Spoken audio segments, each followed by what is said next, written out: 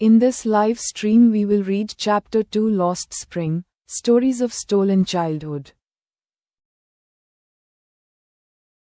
इस live stream में हम अध्याय 2 खोया हुआ वसंत, चुराए गए बचपन की कहानियां पढ़ेंगे. About the author. Anees Jung, 1944, was born in Rourkela and spent her childhood and adolescence in Hyderabad.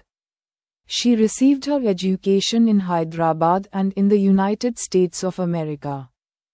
Her parents were both writers. Anees Jung began her career as a writer in India. She has been an editor and columnist for major newspapers in India and abroad, and has authored several books. The following is an excerpt from her book titled Lost Spring, Stories of Stolen Childhood. Here she analyzes the grinding poverty and traditions which condemn these children to a life of exploitation.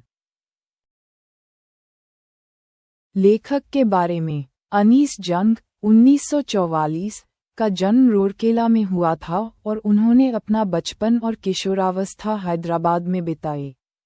उन्होंने हैदराबाद और संयुक्त राज्य America में अपनी शिक्षा प्राप्त की. उनके माता पिता दोनों लेखक थे. अनीस जंग ने भारत में एक लेखक के रूप में अपना करियर शुरू किया. वह भारत और विदेशों में प्रमुख समाचार पत्रों के लिए एक संपादक और स्तंभकार रही हैं. और उन्होंने कई किताबें लिखी हैं. निम्नलिखित उनकी पुस्तक lost spring, stories of stolen childhood से एक अंश है. यहाँ वह उन गरीबी और परंपराओं का विश्लेषण करती है जो इन बच्चों को शोषण के जीवन के लिए मजबूर करती हैं. Sometimes I find a rupee in the garbage. Why do you do this? I ask Sahib, whom I encounter every morning scrounging for gold in the garbage dumps of my neighborhood. Sahib left his home long ago. Set amidst the green fields of Dhaka, his home is not even a distant memory. There were many storms that swept away their fields and homes, his mother tells him. That's why they left, looking for gold in the big city where he now lives. I have nothing else to do, he mutters, looking away. Go to school, I say glibly, realizing immediately how hollow the advice must sound.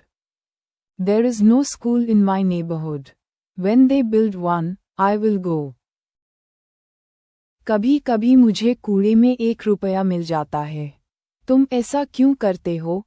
मैं साहब से पूछता हूँ, जिनसे मैं हर सुबह अपने मोहल्ले के कूड़े के ढेर में सोना ढूंढता हुआ मिलता हूँ. साहब ने बहुत पहले अपना घर छोड़ दिया था. ढाका के हरे भरे खेतों के बीच बसा उनका घर अब दूर की याद भी नहीं है. उनकी माँ बताती है कि कई तूफान आए थे जो उनके खेतों और घरों को बहा ले गए थे. इसलिए वे सोने की तलाश में उस बड़े शहर में चले गए जहाँ वे अब रहते हैं. मेरे पास करने के लिए और कुछ नहीं है, वे दूसरी ओर देखते हुए बुदबुदाते हैं. स्कूल जाओ, मैं सहजता से कहता हूँ. तुरंत महसूस करता हूँ कि यह सलाह कितनी खोखली होगी. मेरे मोहल्ले में कोई स्कूल नहीं है. जब वे एक बनाएंगे, तो मैं वहाँ जाऊँगा.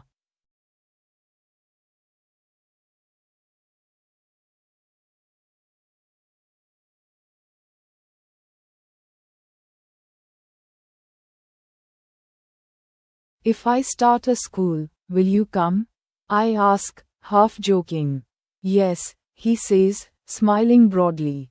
A few days later I see him running up to me. Is your school ready? It takes longer to build a school, I say, embarrassed at having made a promise that was not meant. But promises like mine abound in every corner of his bleak world. After months of knowing him, I ask him his name. Sahib-e-Alam, he announces. He does not know what it means. If he knew its meaning, Lord of the Universe, he would have a hard time believing it. Unaware of what his name represents, he roams the streets with his friends, an army of barefoot boys who appear like the morning birds and disappear at noon. Over the months, I have come to recognize each of them. Why aren't you wearing chappals? I ask one. My mother did not bring them down from the shelf, he answers simply. Even if she did, he will throw them off, adds another who is wearing shoes that do not match. When I comment on it, he shuffles his feet and says nothing. I want shoes, says a third boy who has never owned a pair all his life. Traveling across the country, I have seen children walking barefoot, in cities, on village roads. It is not lack of money but a tradition to stay barefoot, is one explanation. I wonder if this is only an excuse to explain away a perpetual state of poverty. I remember a story a man from Udupi once told me. As a young boy he would go to school past an old temple, where his father was a priest. He would stop briefly at the temple and pray for a pair of shoes. 30 years later I visited his town and the temple, which was now drowned in an air of desolation. अगर मैं school खोलूं, तो क्या तुम आओगे? मैंने मजाक में पूछा। हाँ, उसने मुस्कुराते हुए कहा। कुछ दिनों बाद मैंने उसे दौड़ते हुए मेरे पास आते देखा। क्या तुम्हारा स्कूल तैयार है? स्कूल बनाने में ज्यादा समय लगता है। मैंने कहा, एक वादा करने पर शर्मिंदा होकर जो कि पूरा नहीं हुआ, लेकिन मेरे जैसे वादे उसकी उदास दुनिया के हर कोने में हैं। उसे जानने के महीनों बाद मैंने उससे उसका नाम पूछा।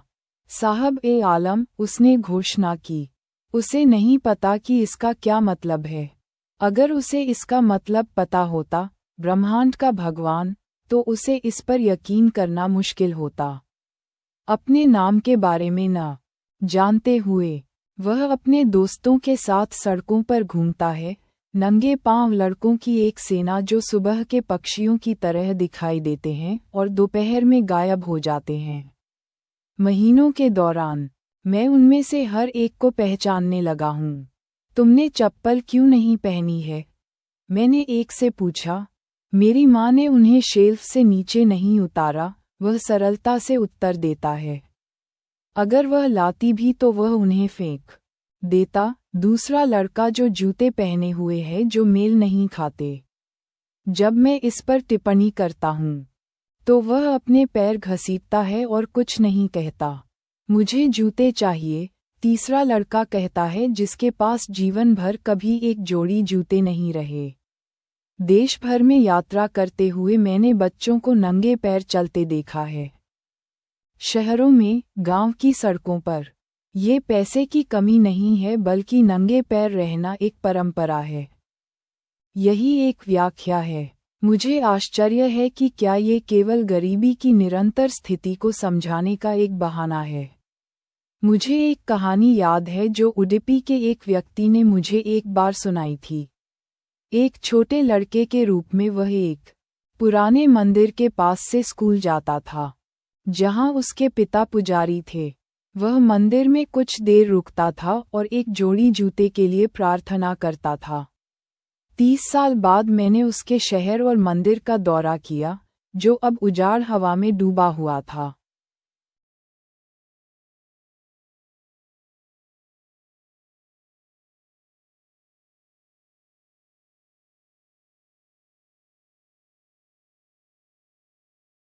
Desolation. In the backyard, where lived the new priest, there were red and white plastic chairs. A young boy dressed in a grey uniform, wearing socks and shoes, arrived panting and threw his school bag on a folding bed. Looking at the boy, I remembered the prayer another boy had made to the goddess when he had finally got a pair of shoes. Let me never lose them. The goddess had granted his prayer. Young boys like the son of the priest now wore shoes. But many others like the rag pickers in my neighborhood remain shoeless. My acquaintance with the barefoot rag pickers leads me to Simapuri, a place on the periphery of Delhi yet miles away from it, metaphorically. Those who live here are squatters who came from Bangladesh back in 1971. Sahib's family is among them. Simapuri was then a wilderness. It still is, but it is no longer empty.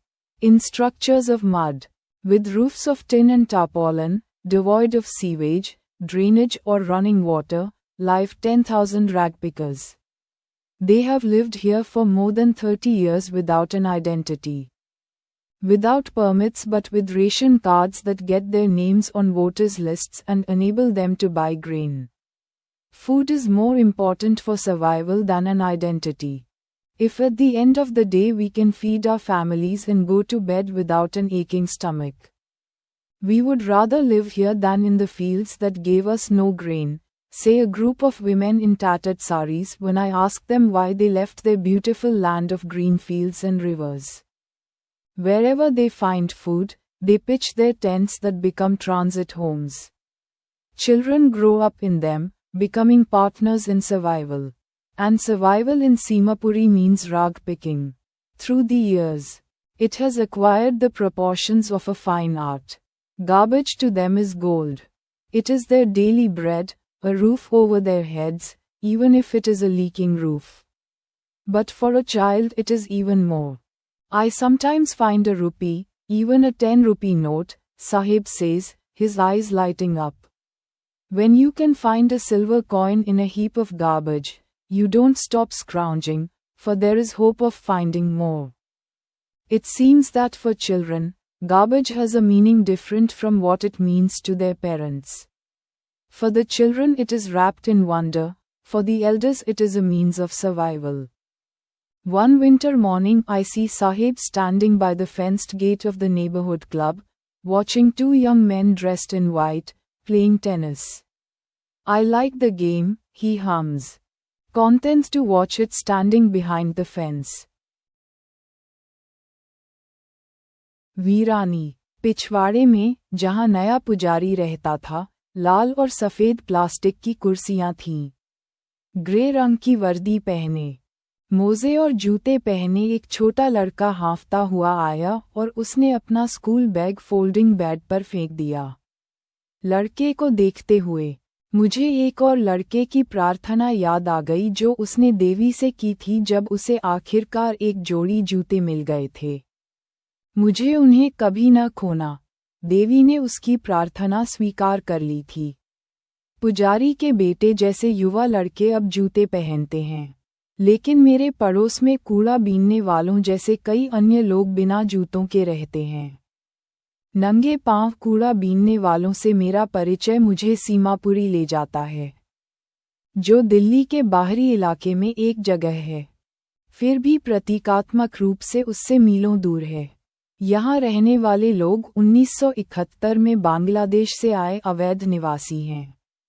साहब का परिवार उनमें से एक है। सीमापुरी तब एक जंगल था, यह अब भी है, लेकिन यह अब खाली नहीं है। मिट्टी के बने मकानों में, टिन और तिरपाल की छतों के साथ, सीवेज, ड्रेनेज या बहते पानी से रहित 10,000 कूड़ा बीनने वाले रहते हैं।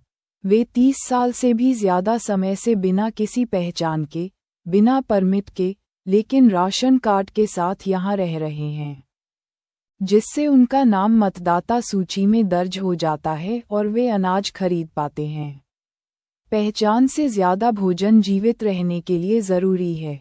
जब मैंने फटी हुई साड़ियों में महिलाओं के एक समूह से पूछा कि उन्होंने अपने हरे भरे खेतों और नदियों वाली खूबसूरत जमीन क्यों छोड़ दी, तो उन्होंने कहा, अगर दिन के अंत में हम अपने परिवारों को खाना खिला सकें और बिना पेट दर्द के सो सकें, तो हम यहाँ रहना पसंद करेंगे, जहाँ भी उन्हें भोजन मिलता है।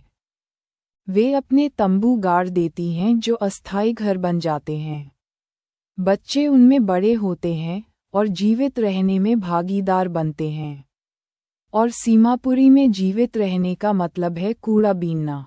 वर्षों से इसने एक बेहतरीन कला का रूप ले लिया है।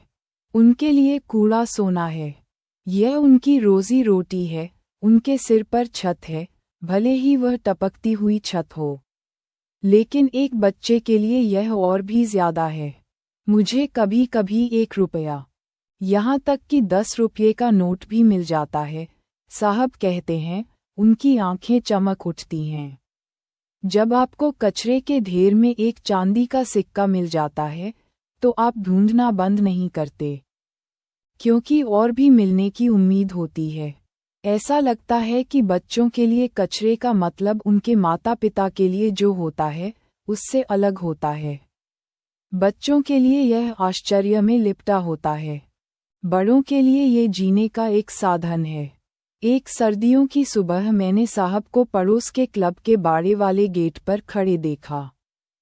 सफ़ेद कपड़े पहने दो युवकों को टेनिस खेलते हुए देख रहे थे। मुझे ये खेल पसंद है, वह बाड़ के पीछे खड़े होकर इसे देखने में संतुष्ट होकर गुनगुनाते हैं।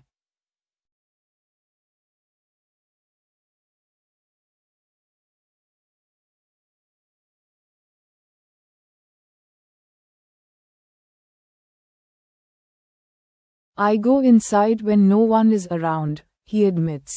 The gatekeeper lets me use the swing. Sahib too is wearing tennis shoes that look strange over his discolored shirt and shorts. Someone gave them to me, he says in the manner of an explanation. The fact that they are discarded shoes of some rich boy, who perhaps refused to wear them because of a hole in one of them, does not bother him. For one who has walked barefoot, even shoes with a hole is a dream come true. But the game he is watching so intently is out of his reach. This morning, Sahib is on his way to the milk booth. In his hand is a steel canister. I now work in a tea stall down the road, he says, pointing in the distance. I am paid 800 rupees in all my meals. Does he like the job? I ask. His face, I see, has lost the carefree look. The steel canister seems heavier than the plastic bag he would carry so lightly over his shoulder. The bag was his. The canister belongs to the man who owns the tea shop. Sahib is no longer his own master. I want to drive a car, Mukesh insists on being his own master. I will be a motor mechanic, he announces. Do you know anything about cars? I ask. I will learn to drive a car, he answers, looking straight into my eyes. His dream looms like a mirage amidst the dust of streets that fill his town Firozabad, famous for its bangles. Every other family in Firozabad is engaged in making bangles. वह स्वीकार करता है, मैं तब अंदर जाता हूँ जब कोई नहीं होता। गेटकीपर मुझे झूला इस्तेमाल करने देता है। साहब ने भी टेनिस के जूते पहने हुए हैं, जो उसकी फीकी शर्ट और शॉर्ट्स के ऊपर अजीब लग रहे हैं। किसी ने मुझे ये जूते दिए हैं, वह स्पष्टीकरण देने के अंदाज में कहता है। ये तथ्य कि वे किसी अमीर लड़के के फेंके हुए जूते हैं, जिसने शायद उनमें से एक में छेद होने के कारण उन्हें पहनने से इनकार कर दिया, उसे परेशान नहीं करता। जो नंगे पैर चलता है, उसके लिए छेद वाले जूते भी सपने के सच होने जैसा है। लेकिन जिस खेल को वह इतनी तल्लीनता से देख रहा है, वह उसकी पहुंच से बाहर है। आज सुबह साहब दूध की दुकान की ओर जा रहे हैं। उनके हाथ में एक स्टील का कनस्तर है। मैं अब सड़क के नीचे एक चाय की दुकान पर काम करता हूँ, वह दूर की ओर इशारा करते हुए कहता है। मुझे 800 रुपये मिलते हैं और मेरा सारा खाना चलता है। क्या उसे ये काम पसंद है? मैं पूछता हूँ। मैं देखता हूँ कि उसके चेहरे पर बेफिक्री गायब हो गई है। स्टील का कनस्तर उस प्लास्टिक बैग से भारी लगता है जिसे वह अपने कंधे पर हल्के से लटकाए रखता था। बैग उसका था, कनस्तर उस आदमी का है जो चाय की दुकान का मालिक है। साहब अब अपने मालिक नहीं रहे। मैं कार चलाना चाहता हूँ, मुकेश अपने मालिक होने पर जोर देता है। मैं मोटर मैकेनिक बनूंगा, वह घोषणा करता है। क्या आप कारों के बारे में कुछ जानते हैं? मैंने पूछा। मैं कार चलाना सीखूंगा, वह सीधे मेरी आंखों में देखते हुए जवाब देता है। उसका सपना सड़कों की धूल के बीच मृगतृष्णा की तरह मंडराता है जो उसके शहर फिरोजाबाद को भर देती है। जो अपनी चूड़ियों के लिए प्रसिद्ध है। फिरोजाबाद में हर दूसरा परिवार चूड़ियां बनाने का काम करता है।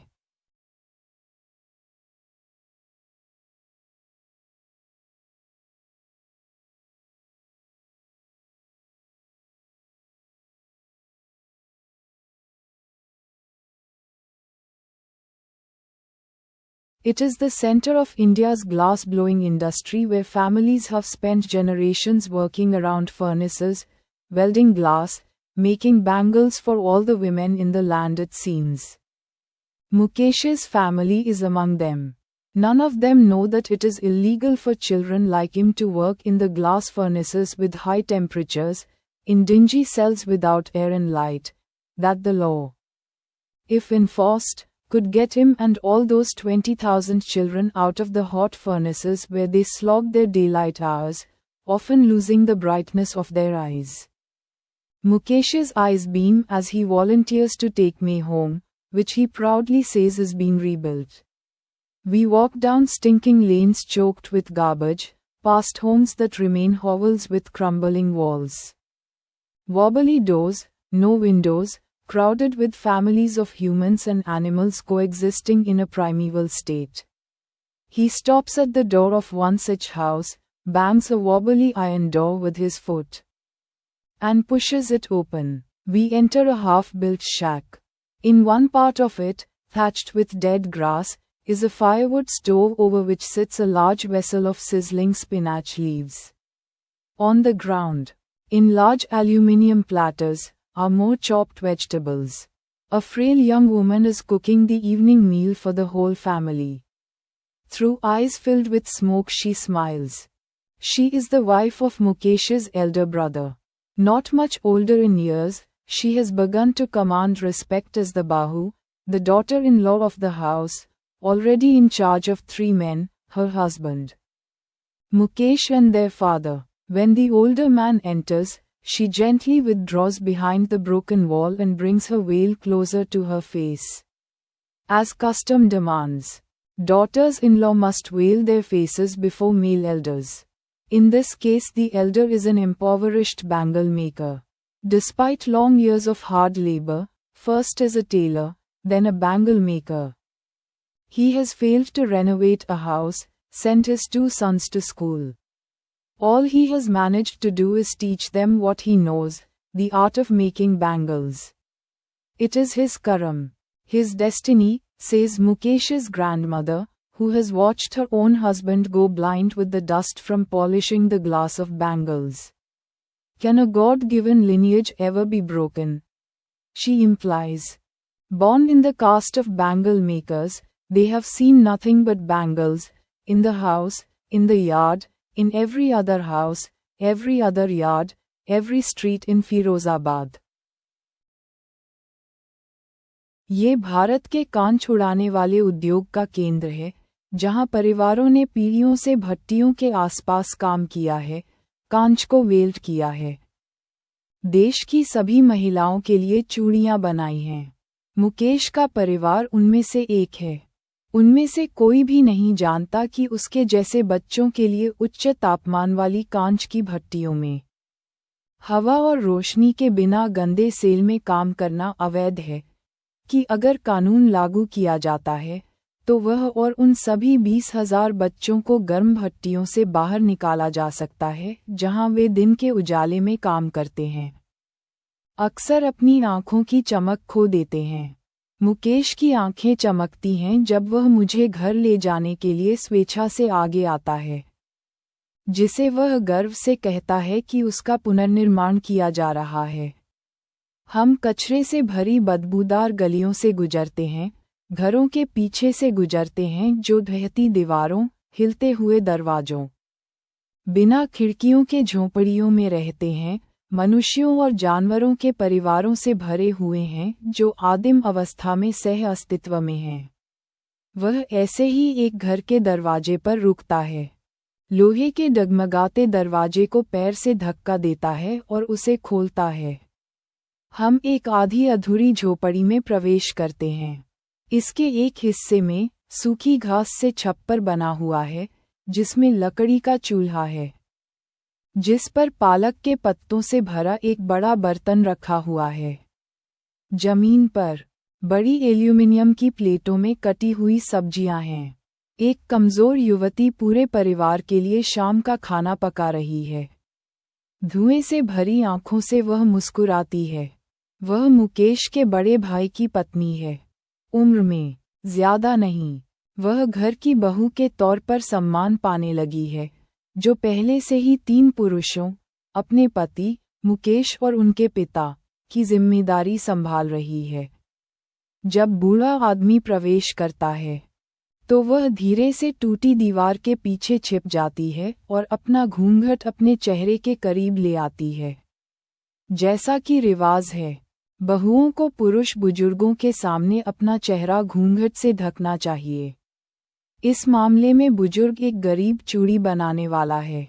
कई सालों तक कड़ी मेहनत करने के बाद भी, पहले दर्जी के तौर पर, फिर चूड़ी बनाने वाले के तौर पर, वह घर की मरम्मत नहीं करवा पाया।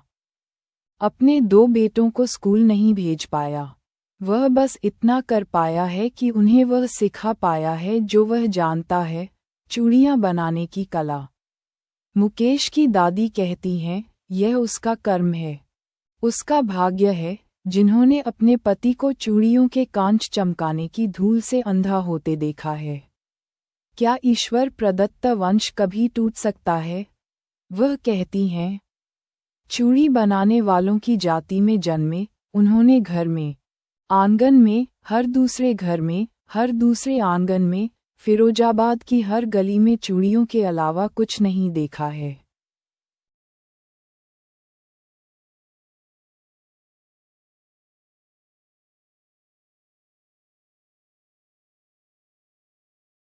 Spirals of bangles, sunny gold, paddy green, royal blue, pink, purple, every color born out of the 7 colors of the rainbow, lie in mounds in unkempt yards, are piled on 4-wheeled handcarts, pushed by young men along the narrow lanes of the shanty town.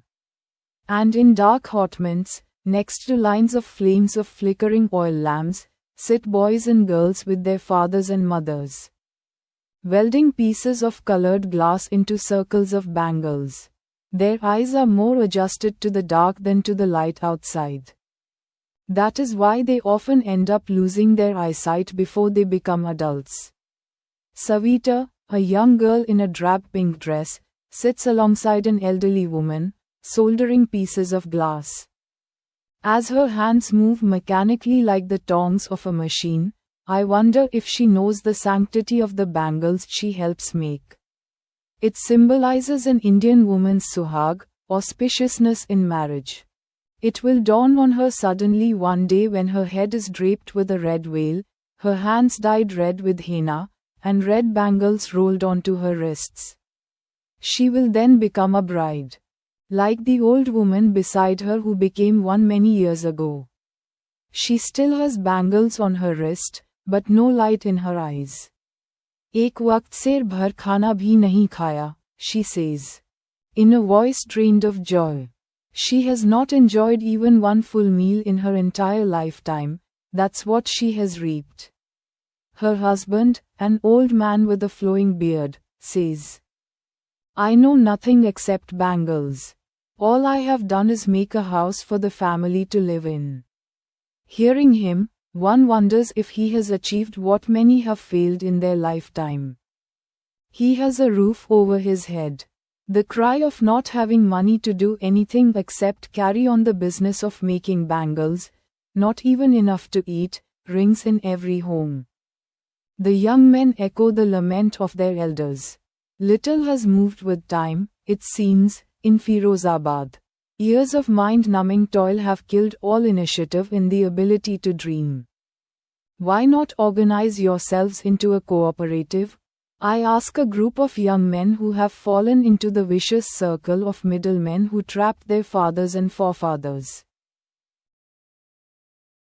चूड़ियों के सरपिल, धूपदार सुनहरा, धान हरा, शाही नीला, गुलाबी, बैंगनी, इंद्रधनुष के 7 रंगों में से हर रंग, अव्यवस्थित आंगनों में टीलों में पड़े हैं, 4 पहियों वाली ठेलियों पर रखे हुए हैं, जिन्हें युवा पुरुष झुगी बस्ती की संकरी गलियों में धकेल रहे हैं।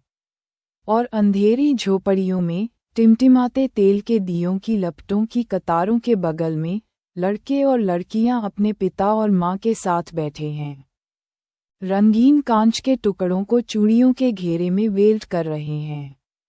उनकी आंखें बाहर की रोशनी की तुलना में अंधेरे के लिए अधिक अनुकूलित हैं। यही कारण है कि वे अक्सर वयस्क होने से पहले ही अपनी दृष्टि खो देते हैं। गुलाबी रंग की पोशाक में एक छोटी लड़की सविता कांच के टुकड़ों को मिलाते हुए एक बुजुर्ग महिला के साथ बैठी है। जब उसके हाथ मशीन के चिमटे की तरह यांत्रिक रूप से चलते हैं, तो मुझे आश्चर्य होता है कि क्या वह उन चूड़ियों की पवित्रता को जानती है जिन्हें बनाने में वह मदद करती है। ये भारतीय महिला के सुहाग का प्रतीक है, विवाह में शुभता। एक दिन अचानक उसे यह एहसास होगा जब उसके सिर पर लाल घूंघट होगा, उसके हाथ मेहंदी से लाल रंगे होंगे और उसकी कलाइयों में लाल चूड़ियां होंगी। फिर वह दुल्हन बनेगी, उसके बगल में बैठी उस बूढ़ी औरत की तरह जो कई साल पहले दुल्हन बनी थी। उसकी कलाई में अभी भी चूड़ियां हैं, लेकिन उसकी आंखों में रोशनी नहीं है।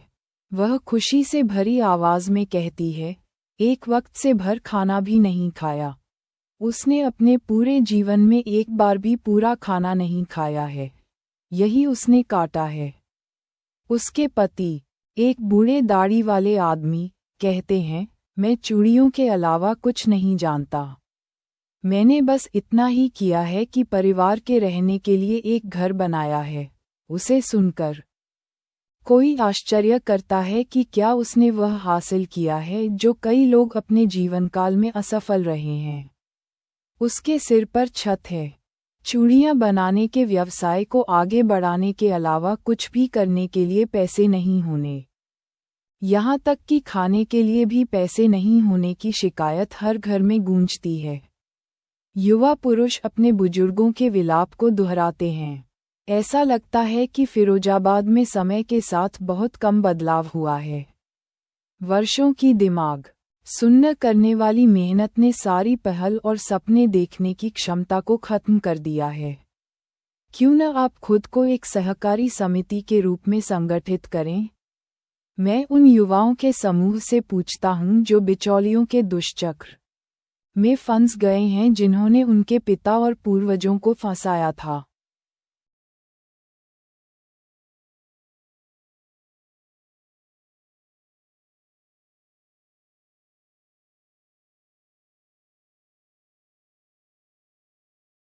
Even if we get organized, we are the ones who will be hauled up by the police, beaten and dragged to jail for doing something illegal, they say.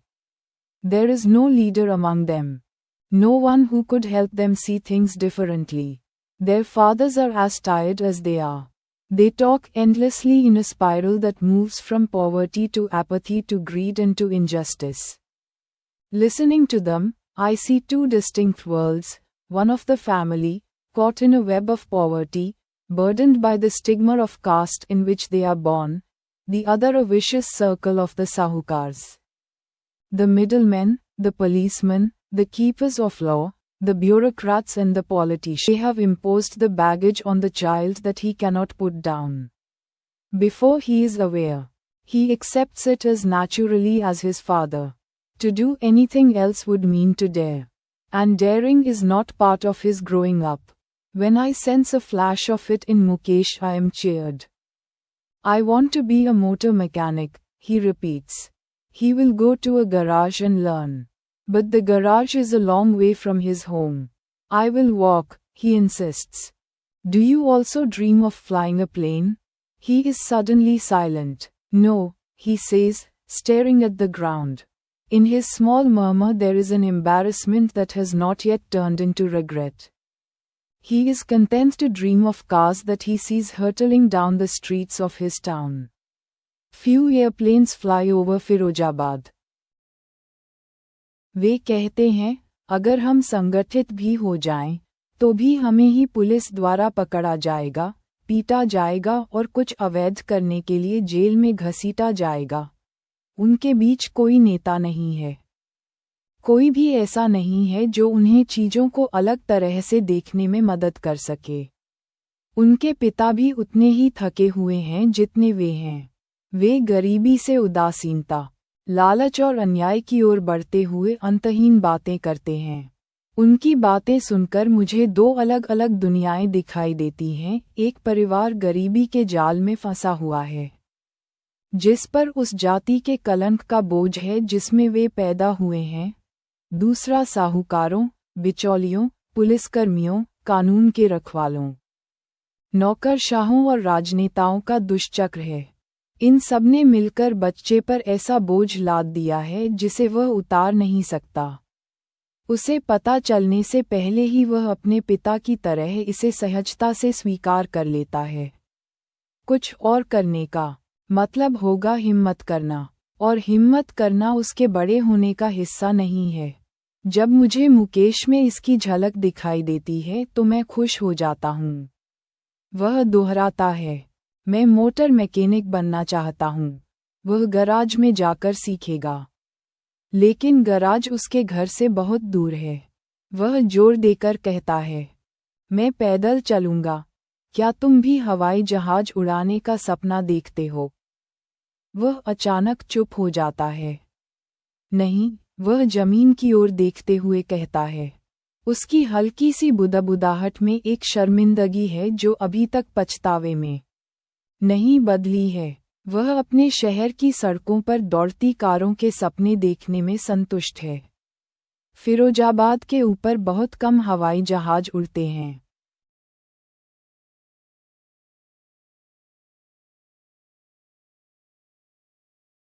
Friends, our chapter is complete. We have read the chapter in English and Hindi language. I hope you have understood the chapter well. If you like the video, kindly like it and share it with your friends. In case you have not subscribed to my channel, kindly subscribe it and press the bell icon, so that new video notifications could reach you. We will meet in the next video. Till then, take care and respect your elders. I am NCERT Hindi tutor. Thank you for watching the video.